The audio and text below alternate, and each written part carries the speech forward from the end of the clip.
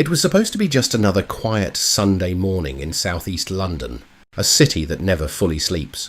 But sometimes, at 3 a.m, even London feels empty enough to hear your own thoughts. Crystal Palace, Westow Hill, a stretch of road lined with closed shops, dim streetlights, and the kind of silence that feels heavier than noise. No crowds, no traffic, just the occasional passing car cutting through the dark. And then, at exactly 3:39 a.m, everything changed. According to police, emergency services were called to Westow Hill after reports of a violent disturbance involving a stabbing. At first, responders didn't know what they were walking into. Just a vague report. A fight, a possible weapon, a man injured. But within minutes, that call became something far more serious. A murder investigation. When officers arrived, they found a man in his early 30s. He was badly injured, multiple stab wounds, barely conscious. Paramedics immediately began life-saving treatment right there on the pavement under the glow of flashing blue lights. He was rushed to hospital. And against all odds, he survived. But the story didn't end there. It was only just beginning. Because just a short distance away, police discovered something far worse. Another man, also in his 30s, lying in the area of Westow Hill, multiple stab wounds, no signs of life. Despite all efforts from emergency services, he was pronounced dead at the scene. 2 men, same age group, same location. One survives, one does not. And nobody yet knows exactly what happened in the minutes before 3:39 a.m. Investigators believe the 2 men were somehow connected. But how? Friends? Strangers? A fight that escalated? Or something planned? At this stage, police are not confirming the relationship. Everything remains under investigation. But one thing is clear. This was not a random incident in the eyes of detectives. There are signs this was a targeted or highly specific confrontation. And the street that was silent just moments earlier was now a fully sealed crime scene. Westow Hill was shut down. Police tape stretched across the road. Forensic teams moved in with lights and equipment. And residents woke up to something they never expected to see on their doorstep. A murder inquiry. And in true Casavolt fashion, the biggest question immediately emerges. What happened in the moments before that first emergency call? Because somewhere in that gap between silence and violence lies the truth. Investigators say the timeline is extremely tight. The entire incident likely unfolded within minutes, possibly even seconds. But in violent cases like this, seconds are everything. Police say the first emergency call came at 3:39 a.m.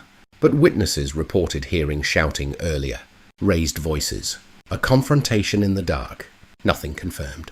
Nothing officially tied to the victims yet, but enough to suggest that something was already escalating before police were called. Then came the stabbing.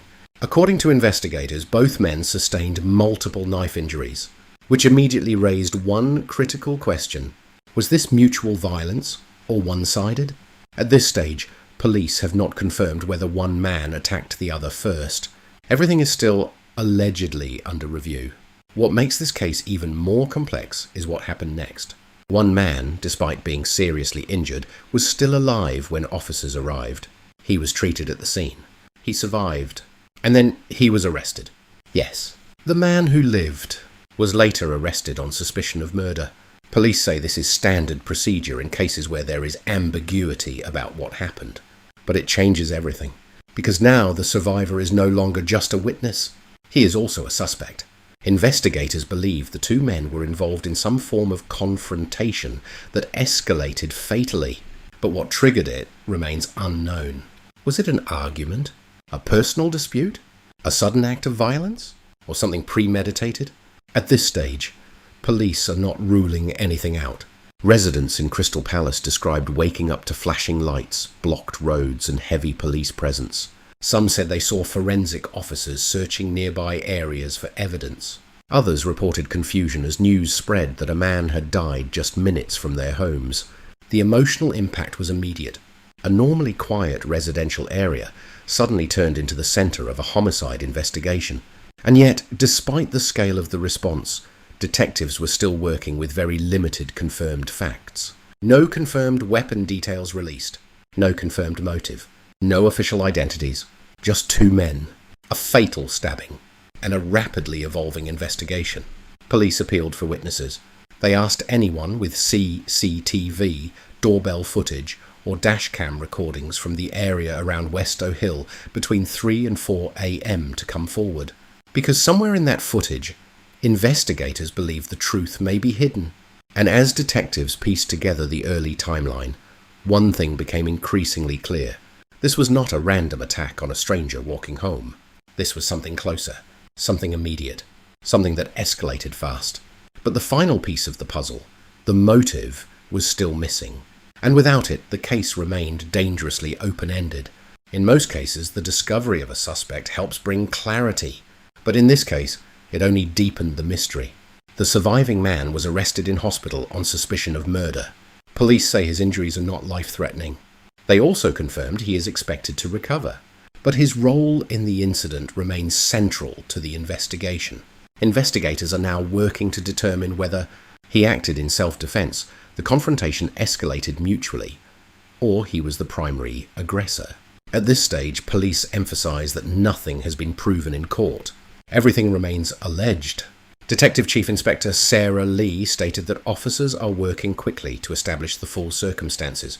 She confirmed that specialist homicide detectives are leading the case, and that multiple lines of inquiry are currently active. One of the key questions investigators are focusing on: why were both men armed with a knife, or was only one weapon involved? Because early forensic findings suggest multiple injuries inflicted in a short time window, which often indicates either a rapid struggle or a highly intense confrontation. But what investigators still don't have is motive. And in cases like this, motive is everything. Without it, the story remains incomplete. Was this a personal dispute that turned deadly? A chance encounter gone wrong? Or something connected to a wider conflict unknown to the public? Police are not confirming any theory at this stage. Meanwhile, the identity of the deceased man has not been publicly released. His family is believed to have been informed. Formal identification procedures are ongoing. Westow Hill has now returned to partial normality.